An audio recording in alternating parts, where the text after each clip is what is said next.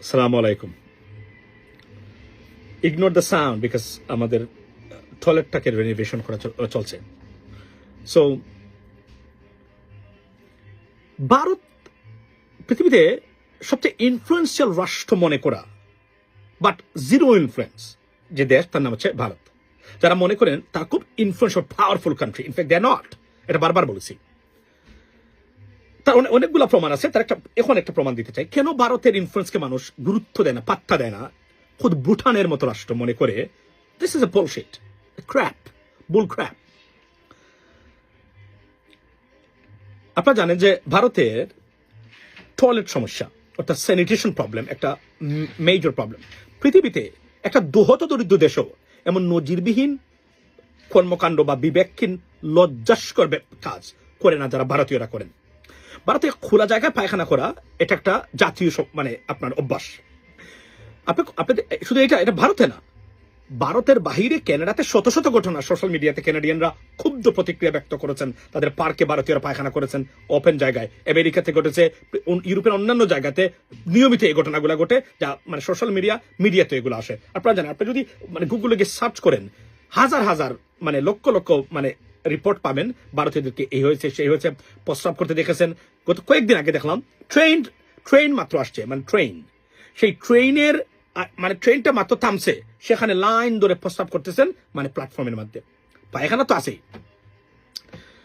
এই ঘটনাটা যে কতটা বিব্রত করে এবং বিপজ্জনক আমাদের জন্য লজ্জার বাংলাদেশ হিসাবে। We are brown colour people. অনেকে মনে করে আমরাও ভারতীয় কিনা, যদিও আমেরিকাতে মানুষ আমাকে মনে করে আমি actually Spanish. I don't know Y. সম্ভবত আমাকে স্প্যানিশের মতো লাগে।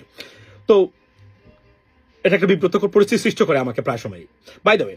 সো এবং এটা কারণটা হলো যে ওয়ার্ল্ড হেলথ অর্গানাইজেশন তারা যে রিপোর্টটা দিয়েছেন সেটা হচ্ছে যে পৃথিবীতে এই যে মানে শত কোটি মানুষের মানে মধ্যে ভারতে only 39% households have toilets, আপনার facilities. Can you believe that, ladies and gentlemen? অর্থাৎ 61% households অথবা গৃহস্থালী যেখানে টয়লেটের কোনো ব্যবস্থাই নেই, তাহলে এরা কি করবে? এবং ভারতীয়রা তারা অভ্যাসটা এমনভাবে হয়েছে, ভারতের সবাই না, যে তারা খোলা জায়গায় পায়খানা না করলে তারা পায়খানা করতে পারেন না। বিষয়টা এমনভাবে মানে দাঁড়িয়েছে। এটা আমার বক্তব্য নয়। এজন্য মানুষ মনে করে ভারতে যে একটা টয়লেট ঠিক করতে পারে না তারা ইনফ্লুয়েন্স দেখায় কিভাবে, মানে বিষয়টা এভাবে। ও বাই দ্য ওয়ে, যদিও পৃথিবীতে আর কোনো দেশে ইনফ্লুয়েন্স থাকুক বা না থাকুক, একটি দেশে তাদের ইনফ্লুয়েন্স আছে রাজনীতিতে সব জায়গাতে, তার নাম হলো আমাদের সোনার বাংলাদেশ। বুঝছেন? আমার সোনার বাংলা, আমি তোমায় ভালোবাসি। কেন? কারণ পৃথিবীতে রাজনীতিতে, সংস্কৃতিতে, মানে খেলা জগতে পৃথিবীতে এমন দাসী তৈরি করতে পারে না ভারত, যা বাংলাদেশে তৈরি হয়েছে। বাই জিন তৈরি হয়। আমি জানি না কেন এগুলা, বাই দ্য ওয়ে। সো আল্লাহ আমাদেরকে বাঁচিয়েছে, আমরা এটা উল্টো সবাই, বাই দ্য ওয়ে। সো এটা যে কতটা বিপজ্জনক পরিস্থিতি সৃষ্টি করেছে ভারতের জন্য আজকে দেখেন। আজকে একজন ব্যক্তি, ওনার নাম হচ্ছে জন কিরাকো। উনি পৃথিবীতে বিখ্যাত একজন মানুষ, সারা আমেরিকাতেও একজন ফর্মার সিআই অফিসার, যিনি লাদেনকে ধরেছিলেন।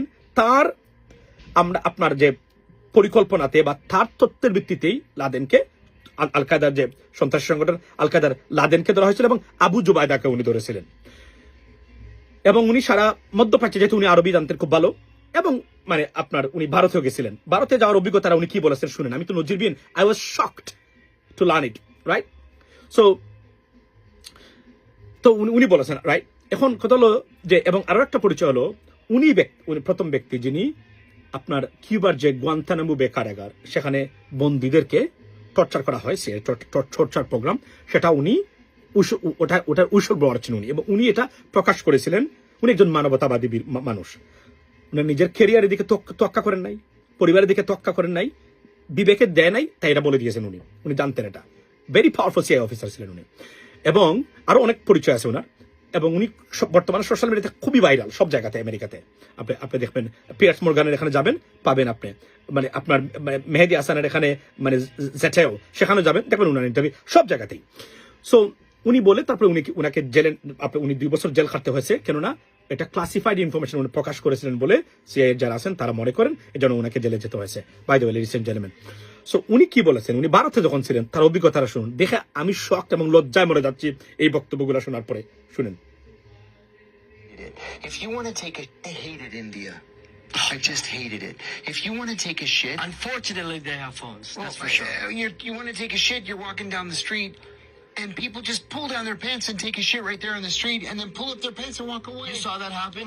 Every day. Every single day. I've been in poorer countries that they didn't do that. And when I say that that's a thing, and then people call me a racist. No, it's a thing. ওকে, তো আপনি দেখেন উনি কি বলেছেন। এটা এটা একটা লজ্জার ব্যাপার, এটা এটা ন্যাশনাল লজ্জা, shame for and humiliation for Indians and India. You know what, can you believe it? উনি বলেছেন আর জীবনে উনি ভারতে যাবেন না, মানুষ খোলা জায়গায় পায়খানা করে উনি দেখেছেন।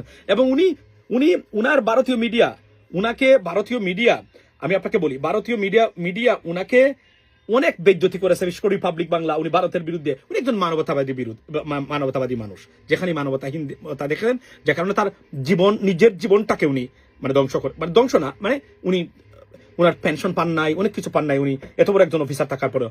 আপনি দেখেন, সো আমি এই জন্যই বলি যে ভারতকে দাদা, নরেন্দ্র মোদী দাদা, এক কাজ করা যায়, সেটা হচ্ছে আপনারা অন্যান্য দেশে ইনফ্লুয়েন্স, কারণ মানুষ মানবে না তো আপনাদেরকে। আমরা আছেন, আমাদের লোকাল বিচারই আছে না, দেখেন নিজের গোট ঠিক করতে পারে না, অন্য করে গিয়ে গোট ঠিক করার চেষ্টা করে। ঠিক এভাবে আপনারা এই যে বাংলাদেশে এই করবেন, সেই করবেন, ধরে ফেলবেন, ছিঁড়ে ফেলবেন, খেয়ে ফেলবেন, এগুলো না করে শুভেন্দুকে বলছি টয়লেট বানান।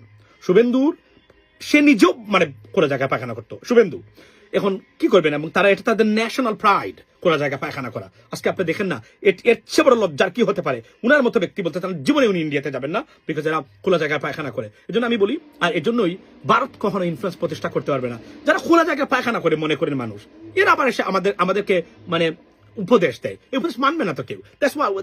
এর জন্য সব জায়গাতেই ডিজাস্টারিয়াস ডিপ্লোমেসি বা ফরেন পলিসি ভারতের। একটা প্রতিবেশী রাষ্ট্রের সাথে তাদের সম্পর্ক নাই, যদিও বাংলাদেশের সাথে নাই, আছে। এবং কেন?